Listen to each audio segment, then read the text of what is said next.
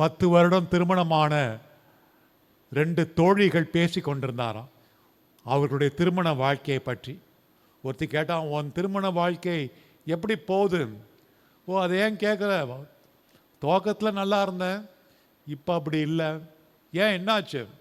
துவக்கத்தில் என் கணவர் என்னை பார்த்து தேவயானி தேவயானின்னு கூப்பிடுவார். இப்போ எப்படி? இப்போ தேவயானி தேவயானின்னு கேட்குறாரு. அன்பார்ந்தவர்களே, குடும்பத்திலே கணவன் மனைவி பிள்ளைகள் பெற்றோர் இருக்கிறாங்க. குறிப்பாக இன்றைய முதல் வாசகத்தில் பெற்றோர்களை மதிக்கவே, எவ்வளோதான் வயசானாலும், குறிப்பாக வயசானவனு திருமணமானவர்கள் பெரியவர்களை பெற்றோர்களை மதிக்க வேண்டும். எனக்கு ஒரு நிகழ்வு பசுமரத்தாணி மாதிரி என் நெஞ்சில் இருக்குது. நான் பிரான்ஸ் நாட்டில் படித்து கொண்டிருக்கும் போது, மேற்படிப்புக்கு சென்றிருந்த போது ஒரு முறை ஒரு பங்குக்கு போயிருந்தேன். அது டிசம்பர் மாதம் 24ஆம் தேதி.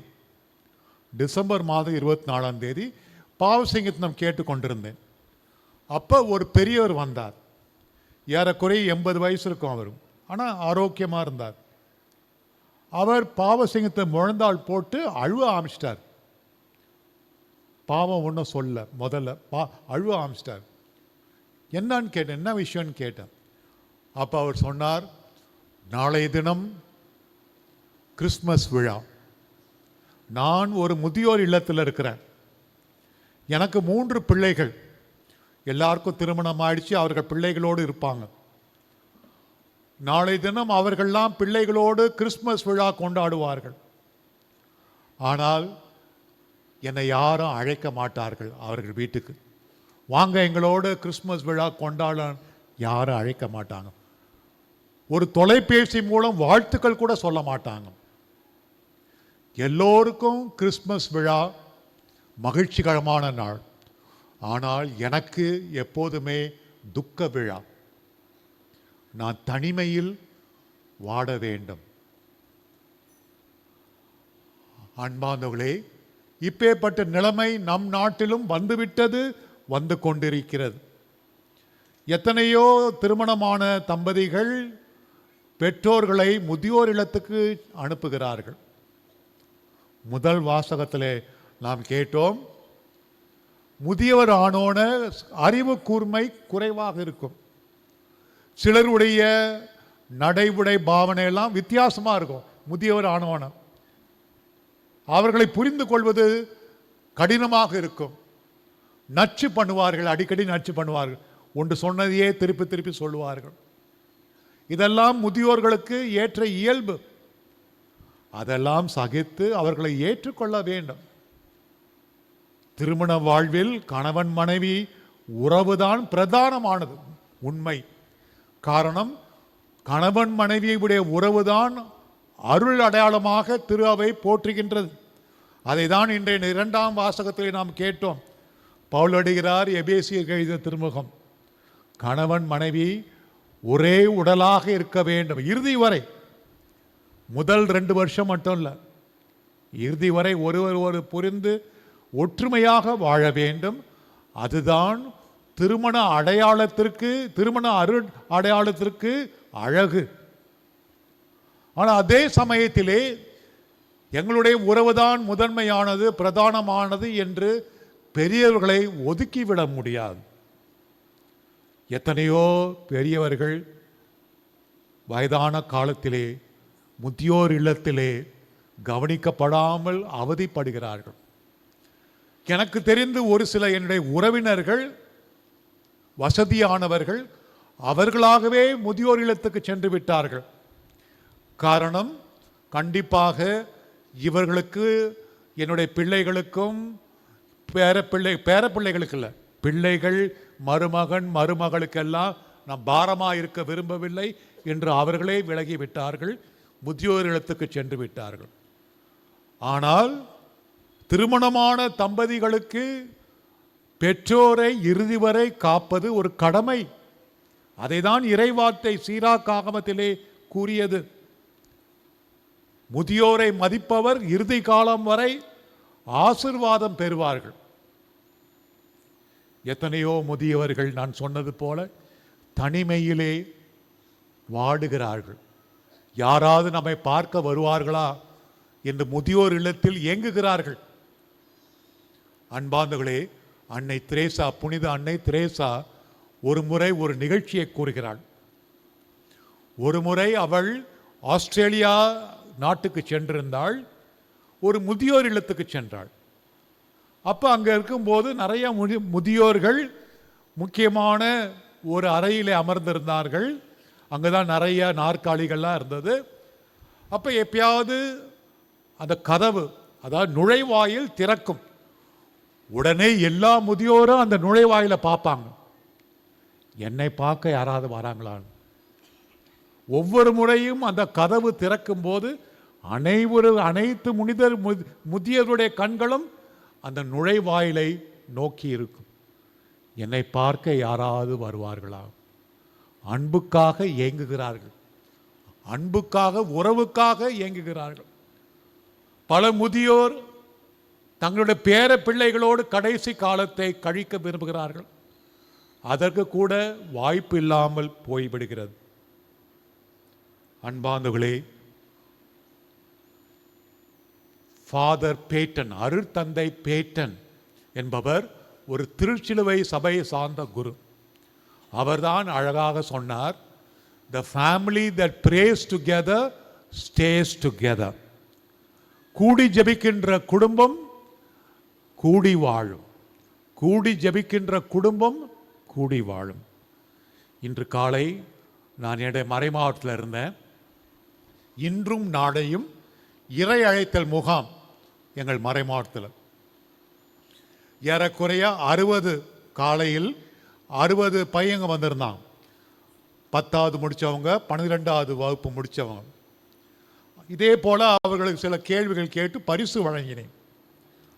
அப்போது ஒரு முறை கேட்டேன், அந்த 60 பேர் உட்கார்ந்துருந்தாங்க, எத்தனை பேர் வீட்டில் தினந்தோறும் ஜெபமாலை செய்கிறீர்கள் சொல்லுகிறார்கள் என்று கேட்டேன். எத்தனை பேர் வீட்டில் நீங்கள் ஜெபமாலை செய்கிறீர்கள், தினந்தோறும் ஜெபமாலை என்று கேட்டபோது ஒரே ஒரு பையன்தான் கை தூக்கணும். ஒரே ஒரு பையன். என மிகுந்த ஆச்சரியமாகவும் மிகுந்த சோகமாகவும் இருந்தது. ஒரே ஒரு பையன். அப்படின்னா அந்த ஜெபமாலை சொல்கின்ற பழக்கமே போய்விட்டதா? ஜெபமாலை சொல்கிறவர்கள் நம் மத்தியில் இல்லையா? அன்பார்ந்தவர்களே, இதே பங்குல நான் சென்னை மயிலை துணையாராக இருக்கும் போதும் பிறகும் திருமணங்களை நடத்தியிருக்கிறேன். அப்போ ஒரு முறை பங்கு தந்தையாக இருந்தவர் அருட்தந்தை எம் அருள்ராஜ். அவர் பிறகு மறைமாவட்ட முதன்மை குருவாக உயர்த்தப்பட்டார். அவர் ஒவ்வொரு முறையும் திருமணத்தை மந்திரித்து திருப்பலி ஒப்பு கொடுத்த பிறகு கடைசி பாடலுக்கு முன் புதுமண தம்பதியை அங்கிருக்கின்ற ஆலயத்தில் இருக்கின்ற ஆரோக்கிய அன்னை பீடத்துக்கு அழைத்து சென்று அவர்கள் அன்னையிடம் ஜெபிக்க வைப்பார். அதுதான் கடைசியாக ஆலயத்தில் அவர்கள் செய்யக்கூடிய செயல். ஆரோக்கிய அன்னையிடம் உங்களையே ஒப்பு கொடுங்கள் என்று சொல்லுவார். அன்பார்ந்தவர்களே, இன்றைய தலைப்பு அன்புறவில் குடும்பங்கள் மகிழ அருள் தரும் அன்னை மரியா. நாம் சற்று முன்பு, திருப்பலிக்கு முன்பு மரியாவுடைய மன்றாட்டு மாலையை பாடினோம். குடும்பங்களின் ராக்கினி, குடும்பங்களின் அரசி அன்னை மரியா. அன்னை மரியாவை குடும்பங்களுக்கு ஒப்பு கொடுத்தவர்கள் அவளுடைய பாதுகாவலை, ஆசீர்வாதத்தை இறுதி வரை அனுபவிப்பார்கள். குடும்பங்களிலே பிளவு இருக்காது. இன்று நாம் பார்க்கின்ற ஆங்காங்கே பிளவுபட்ட குடும்பங்கள். அன்னை ஒரு பக்கம், தந்தை ஒரு பக்கம், பிள்ளைகள் சில சமயம் அன்னையோடு, சில சமயம் பிள்ளைகளோடு, அல்லது அமைதியற்ற குடும்பங்கள். அமைதியற்ற உறவுகள் பாதிக்கப்பட்ட குடும்பங்கள், பேச்சுவார்த்தை இல்லா குடும்பங்கள், இதெல்லாம் பார்க்கிறோம். ஆண்டவர் நமக்கு நல்லதொரு குடும்பத்தை கொடுத்திருந்தால் ஆரோக்கிய அன்னை வழியாக அவருக்கு நன்றி. ஆனால் குடும்பத்தில் ஒற்றுமையாக இருந்தவை நான் பார்த்திருக்கிறேன். சிறு வயதில் ஒற்றுமையாக இருந்தவர்கள் திருமணம் ஆகிய பிறகு, அவர்களுக்கென்று ஒரு குடும்பம் வந்த பிறகு அவர்களுக்குள்ளே சண்டை சச்சரவு மனத்தாங்கல்லாம் இருக்கு. முக்கிய காரணம் சொத்து பிரிப்பு. சொத்தை பிரிக்கும் போது, பெற்றோர்கள் பிரிக்கும் போது பிள்ளைகளிடையே மனஸ்தாபம். சிறு வயதில் ஒற்றுமையாக வாழ்ந்தவர்கள் பிறகு ஒருவர் முகத்தை கூட பார்க்காமல், நல்ல நிகழ்ச்சி கூட போவாக இருக்கிற குடும்பங்களை நாம் பார்க்கிறோம்.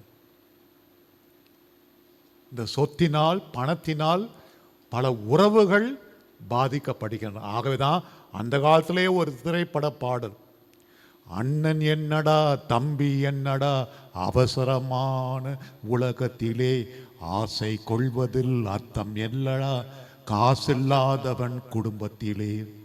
இந்த காலத்தில் அண்ணன் என்னடா, நீ போ, நீ இவன் வழி போ, நான் இவன் வழி போகிறேன். அதெல்லாம் சின்ன வயசில் இருந்த உறவுகள்லாம் தீர்ந்து போச்சு. ஆகவே அன்பார்ந்தவர்களே, நாம் குடும்ப உறவுகளை வளர்க்கிறோமா அல்லது சிதைக்கிறோமா? ஆரோக்கிய அன்னை தான் நமக்கு வழிகாட்ட வேண்டும். என்றால் அன்புறவில் குடும்பங்களை மகிழ அருள் தரும் அன்னை ஆரோக்கிய அன்னை என்ற தலைப்பை எடுத்திருக்கிறோம். நம் குடும்பங்களையும், நம் பிள்ளைகளையும், நம் பெற்றோர்களையும், நம் உற்றார் உறவினரையும், உறவுகள் சரியாக இல்லாத குடும்பங்களையும் அடைக்கல அன்னை நமது போர்வையிலே நம் அனைவரையும் பாதுகாத்து ஒற்றுமையை உண்டாக்க வேண்டும். மனக்கசப்புகளை எல்லாம் எடுத்துவிட வேண்டும். நாம் எல்லோரும் ஒற்றுமையான சிறிய குடும்பங்களாகவும் பெரிய குடும்பங்களாக வாழ வேண்டும். ஏனென்றால் அன்னை மரியா நற்செய்தியில் நாம் பார்த்தோம், கானாவூர் திருமணத்தில் குடும்ப விழாவில் முதற் புதுமை செய்ய வைத்தாள். ஆகவே அக்குடும்பத்தின் மீது, குடும்ப மகிழ்ச்சியில் அக்கறை கொண்டவள். ஆகவே நம் குடும்பங்களை இன்று அன்னை மரியாளிடம் ஒப்புக் கொடுப்போம். என்றுமே அன்பு, என்றுமே அமைதி, என்றுமே மகிழ்ச்சி இருக்க அந்த குடும்பங்களின் அரசியாம் அன்னை மரியாளிடம் ஒப்புக் கொடுத்து ஜெபிப்போம். ஆமென்.